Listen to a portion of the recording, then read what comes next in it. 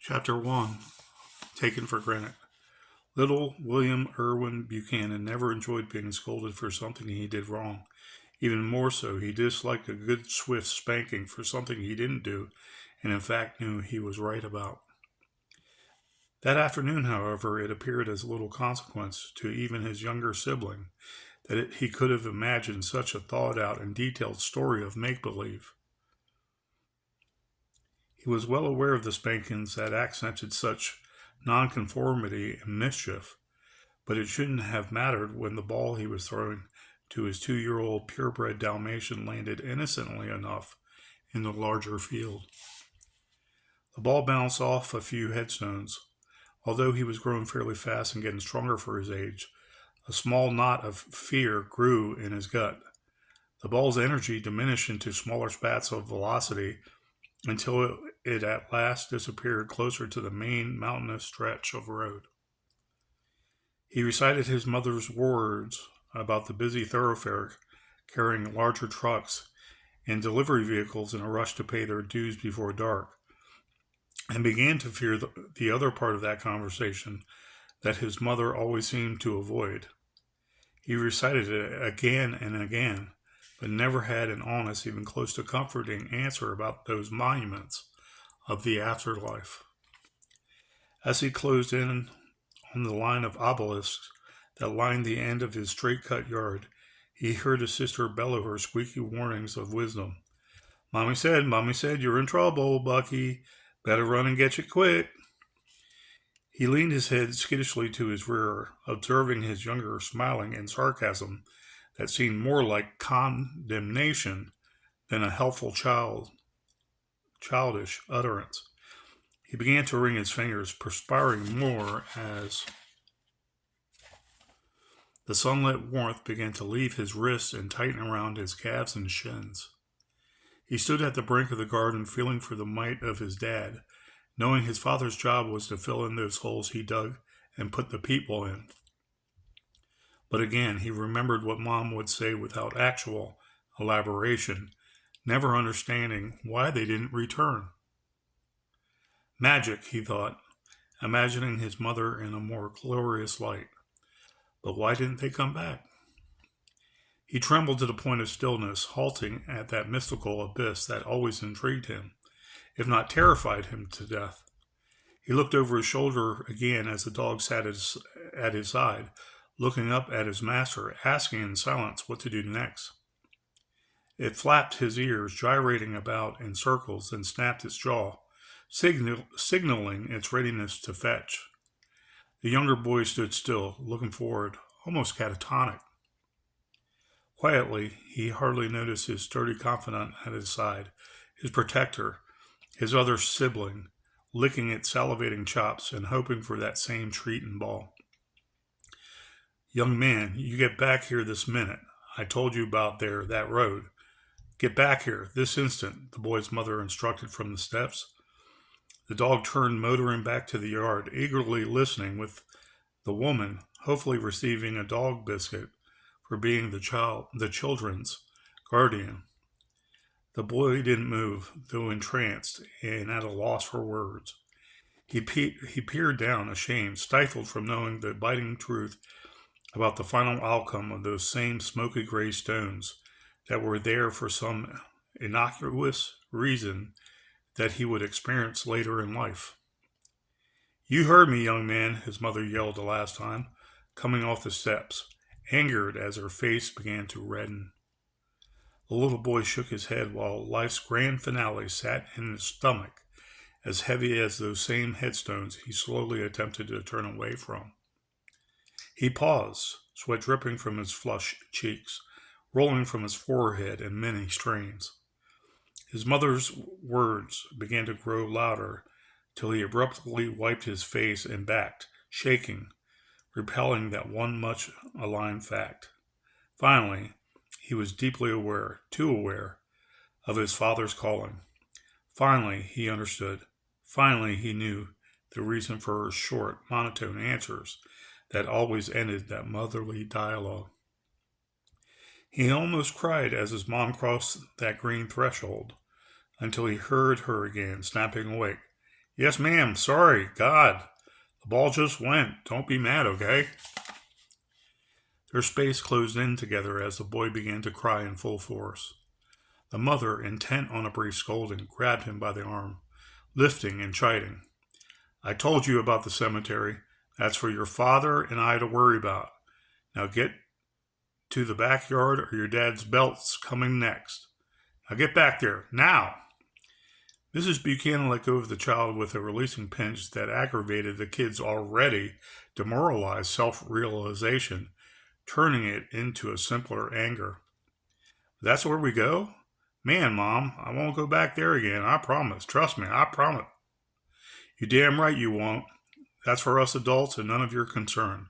Take your sister and play some basket. The youngster could barely feel his arm after she let go of it. His little sister smiled, innately jealous of her older brother, that always ventured farther to those places where none but the grown-ups were allowed to go or steal what they were allowed to use. He smirked a go-to-hell look at the girl and followed the well-groomed dog out to the side of the compound, around the courtyard of the three differing buildings. In the center of the buildings, the single-lane road circled and doubled back through the headstones towards the entrance of the cemetery. In the middle of the loop, one pole held a rusted hoop, unused for years, that the children threw rocks at for fun. A lone street lamp hung down just feet from that, dwarfing the metal and splintered shreds of nylon. Granny shots were William's favorite, even if he averaged less than a 50% margin. And knowing his sister was no competition, he labored in rubbing it in. Sooner or later, he figured she too would pout, withdraw, and play her own girly games. No boy would be caught dead playing. If anything, he would always end up with the dog and toss it that same dumb ball again. But the ball was gone, resting in those rows of stone and marbled formations. He couldn't get it, he remembered. Mom wouldn't let him. His excuse put a larger smile on his face as he turned the corner of the rancher, waiting for his sister to follow. At the circle, he quipped, "Give me that," smacking the basketball out of the young lass's arms. And as always, having used the ball to pretend she was pregnant, like the women her mother taught her about, only to lose it, she poured on the tears. They leaped for the ball.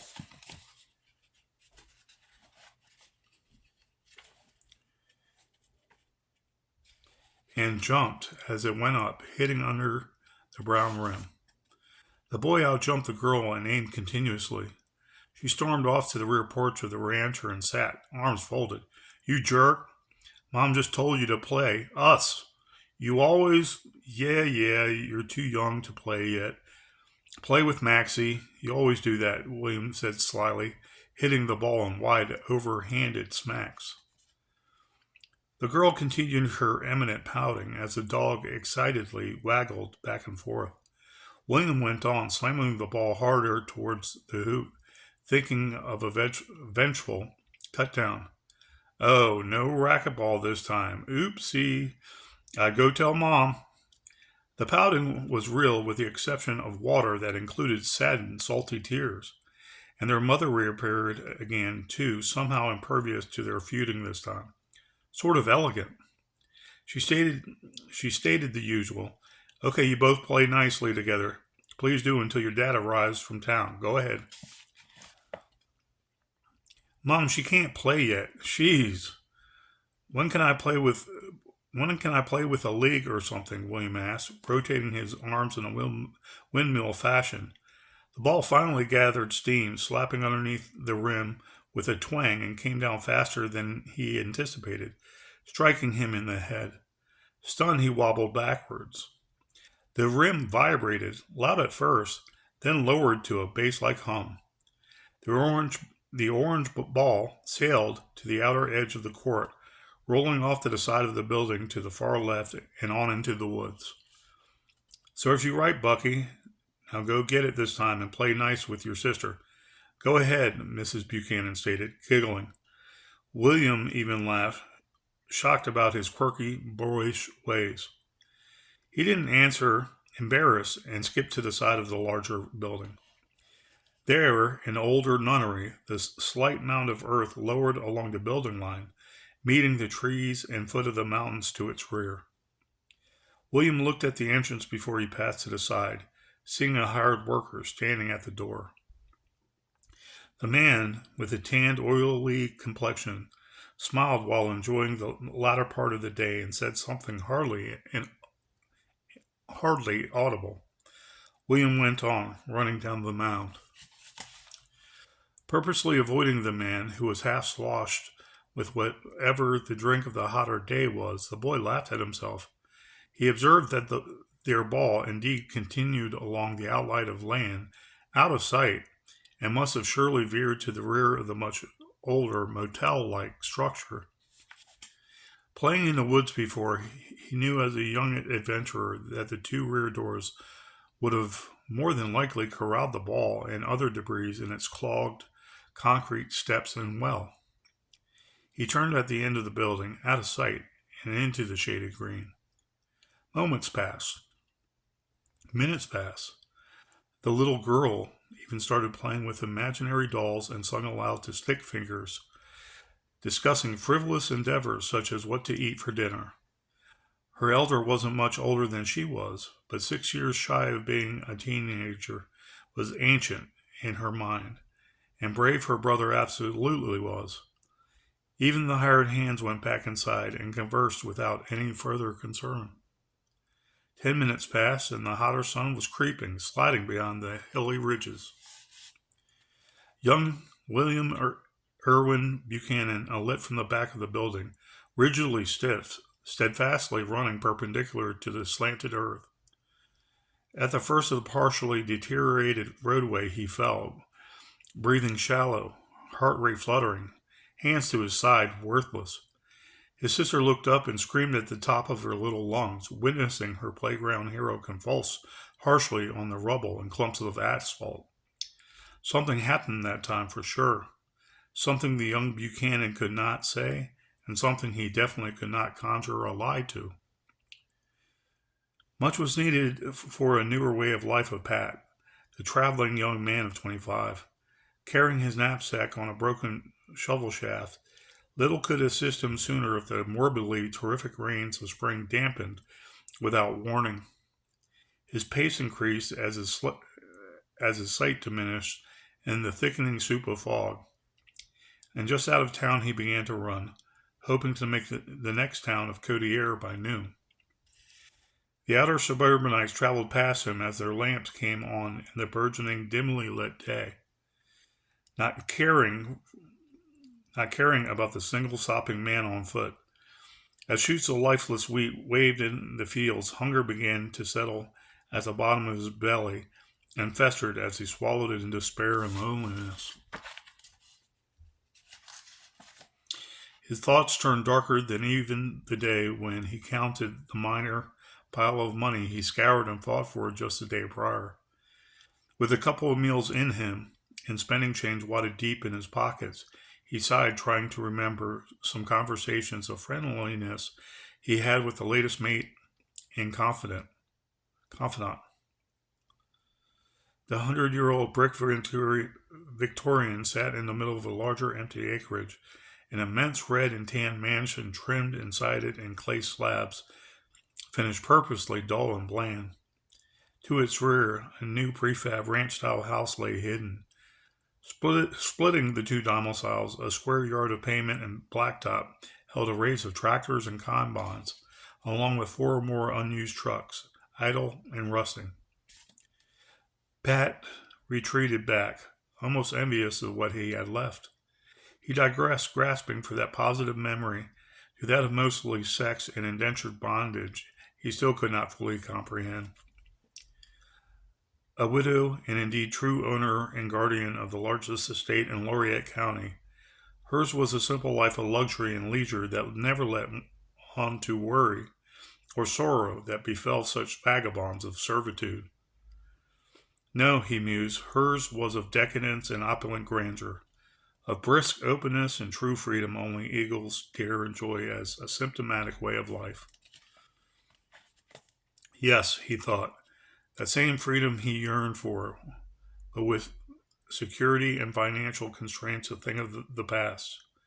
Yes, he concluded, one day he too would be as wealthy and rich in character and robust ilk. As the cabins and rickety barn shacks speckled the adjoining fields, he smiled, remembering those steamy and sultry encounters. Pausing at the road's edge, a grin of physical proportion stretched across his stern, muscular jaws. Patrick, you done with the dusting yet? The older matron asked, placing a heel on the kitchen chair. She casually unrolled a darker black stocking up to mid-thigh, pausing and displaying. The servant turned briefly to catch the final scene of shadows lurking just under her slip. Not so startled, he faced Miss Colette and approached on instinct her opening legs. Sweaty body odor emanated between them as she quickly snatched the back of his long hair and tugged towards her mouth. Embracing the man's head, she swatted the table clear and fell back. His hands laid her down easy and entered without much of a jostling struggle. Rain dripped off the man's nose as he lit a semi-drenched cigarette. He began to chuckle as he recalled the last day at the Colettes, pounding his master on the table. He raised her legs and gyrated into her, attempting to get a foothold on the polished walnut floor. Cupping her head with his hands as a pillow, the cherrywood table slid into the kitchen sink, abruptly halting. You son of a bitch, hit that, slave boy. Oh yes, slave boy, hit it. That my ass, Miss Colette screamed. Her head sporadically thumped into the cupboard while her lower abdomen tensed. That's it. Hit it. Hit it. That's it, boy. You're getting it. A few of the tractor trailers passed the young man as he kicked gravel to the ruts collecting rain. A stone skipped and skimmed above one of the puddles, veering into a parallel gully. Beyond the government trenches lined an older barbed wire fence stretched onto saturated wood posts, splintering. Atop the rolling fields, misty puffy moisture enveloped their blunted peaks in soft caressing waves. His mind started racing, contemplating his meager savings and plentitude of manual labor to ensue. He continued skipping forward as he recalled the last embrace of the two. Besides, pleasure was what he was truly after. His negative upbringing saw to that, anyways. Miss Colette dripped with joy as Pet slowly went in and out. He sped up in a violent climax, listening to the lady's shrill, explosive power. He let go at the last moment. Her breathing sputtered and slowly came to an end as he finished away from her. Then, just as fast as the memory appeared, a blue and bright yellow van pulled along the edge of the road and came to a stop in front of the man. Get out of the rain, mister. Where are you headed? The man tightened up his stick and satchel, leaning on the pole, peeking right beyond the passenger's window. Cautiously, he looked to the front and pulled his saturated jacket tighter at his collar. Mister, where are you headed? The driver repeated. His round, heavier face shone with kindness. Pat wasn't yet so used to. Pat hesitated, standing in front of the door. Côtier, you going there now? Hop in. Plenty of work there. I'm going all the way through. Get in. Thanks, Pat stated, soaked. Yep, going there for work too, I guess. Pat entered the van partially relieved, partially worried. The gentleman seemed amiable enough, having at least offered a ride as the torrential storms unleashed in full showers. Even the smell of the cleaning solvent seemed trivial as he eyed his surroundings inside of the unpadded cab. To his back stood an erected cage and lock that cordoned off their seats. Yep, lots of work in Côtier, lots of cleaning in all of Laureate, I guess. Who you visiting? The man asked, lowering his hands on the steering wheel. Oh, no one. Just looking for a real job and a place to stay or buy? Yes, sir, something like that. A lot of farming out this way. Not much regular work, though. Works a lot like the home. It's where the heart is, you reckon? Yep, you're right. I guess my heart's a little everywhere. Patrick sat as the van swerved about the lone highway and tried his best to be silent. Being a fast learner on the road led him to keep small talk small and not grow too attached to anyone for too long. Money was the way he gauged his worth by, he felt, as he traveled up and down the eastern seaboard. Silence was his shield. The county cemetery is just on the other side of Codier. They're always hiring new faces, maybe cheap, but they have the nunnery for room and board, the driver offered, grinning. A small piece of debris was stuck in his teeth while Patrick smirked, trying to be polite. Oh, no, sir, I'm not much of a churchgoer these days. Church? Who said anything about church? Hell, son, the church used to own it, but they sold it back to the county for more property out in the big mountains. People still get buried there, though. Check it out if worse comes to worse. County owned? Oh, not necessarily. Family runs it privately. They subcontract to the county for prisoners and the like, who die there in prison. And on occasion, the poorer people who can't afford it.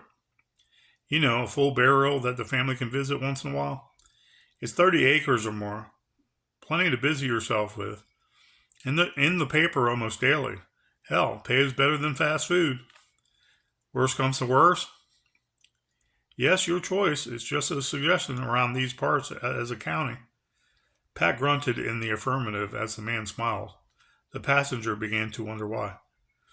What's so funny, sir? I don't want to be near any graveyard, let alone work on top of one.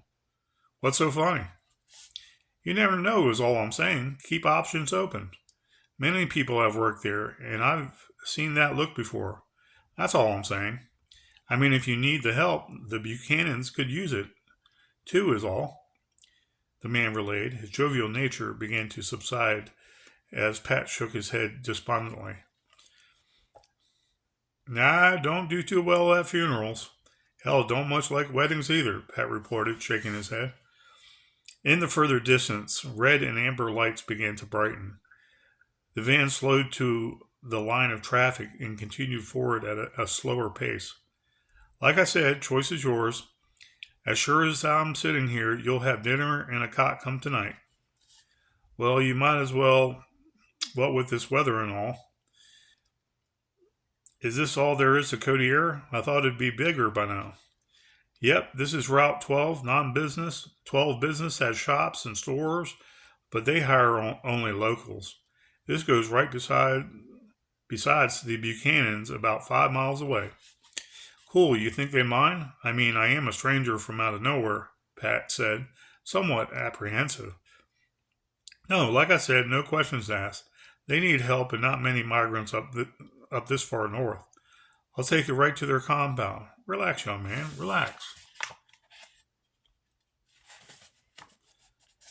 Just been doing this way too long, you know?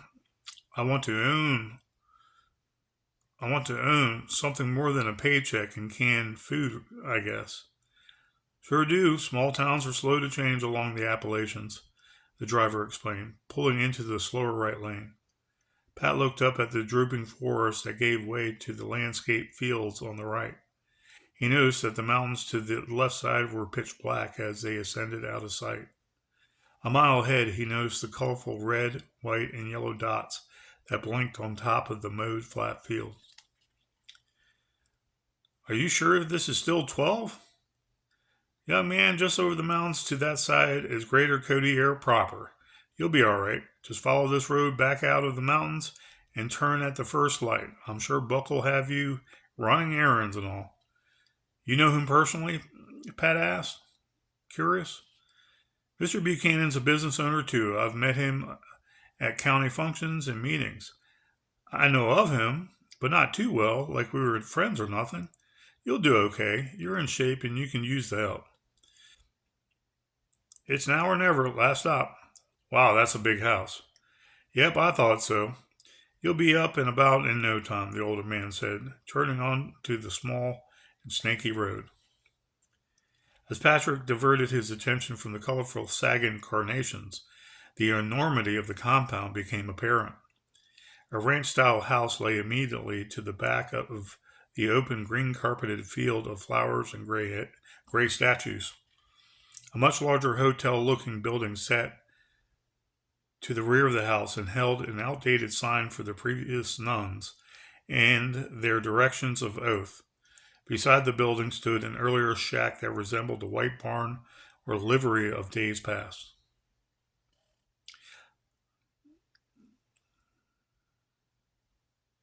Sorry. I appreciate it, sir. No problem, young man. Go to the house right there. Tell them Harold Bronto offered you to help. He'll treat you fair. Will do. Thanks again, Pat said as he gathered his satchel and stick, exiting the van. Thanks again, Mr. Harold Bront. The younger man stood with a half-hearted wave of goodbye while the van quickly dodged a set of poinsettias, turning around and leaving the man just as he found him. Pat caught a glimpse of the van's logo and chuckled again at the brash statement of Brontosaurus clean means no dirt, period. Guaranteed. As Pat approached the house, some of the rain showers dissipated altogether. He clenched his stick, reattaching his pack, and leaned it loosely on his shoulder. He checked out his blue jean jacket and golf shirt collars almost as a form of agitation, snapping the top button of his shirt to his neck. Shale Stone led up to the front porch with its light still on and steaming through the ebbing morning dew. Mulch, pungent and strong, surrounded the shale walkway and veered within other stones that glistened in off-white. On the lighted porch, sky blue paint covered its railings, running up the steps to the office. On the door, a weathered Laureate cemetery sign rattled with the wind. To its far side, another less ominous door sat, painted in a deep navy blue and missing the warning of light. Pat went to the first door and rapped on the bronze knocker. Soaked and wet, he fidgeted to stay warm.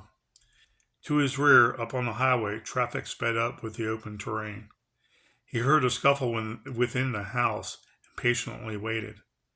As he stood there, he occasionally glanced back at the crisply cut lawn and varied rainbow flowers and wreaths that started, equally spaced, nearer the roadway's beginning. Some of the gray headstones were completely draped in rotting old decorations, while others bore none at all, eerily standing unnoticed and sad. Some of the rotting matter fell lower as the saturating moisture thickly engulfed the settings, cut off from growing, drowning somewhat alone. The quaint front yard was free of the memorials, Pat thought, as he counted only 4 or 5 rows of graves among the entrance and county highway. He turned back to the door, sidestepping creepy thoughts of his past and horrific lineage. A loud voices scurrying creaked inside just beyond the door as he waited, not wishing to venture much further than the walkway. He knocked again, then placed his pack and stick against the railing. The door in front of him shook in its dry and wooded frame, as if it were suddenly opening. Pat thought he heard it open and break the suction most houses do when a door opens to the fresher air. He imagined he heard a sullen child's voice through that same door, morbid and silent. The door neither opened nor gave birth to a softly sweet calling. Being 25, he never relished in being labeled sir, but he caught that shy whisper through the fog and cooler humidity, wondering and pivoting. Even a truck motor revving didn't seem as soft traveling back to town. William Buchanan, Bucky, get your little ass back inside before I and your mother skin your rear. The middle-aged balding man yelled from behind Pat out on the lawn, startled Pat back for a second, tipping over his satchel and wares. Whoa, mister Buchanan, Buck Buchanan. You from the state, young man? No, sir, I was just from the county. Taxes? You want taxes, right? Sir, no, I was just sure you were. Work. You need work. I thought I saw Harold Bronto's van pull up and leave short, the proprietor stated, lifting off his gardening gloves. And then chapter 2. That is the end of chapter 1. Chapter 2 will start next in my next video. Thank you and have a good day.